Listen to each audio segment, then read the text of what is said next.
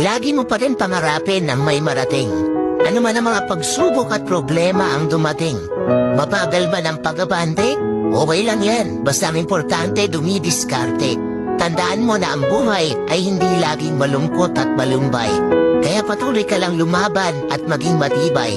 Dahil darating din ang araw, lahat ng plano mo sa buhay ay magtatagumpay.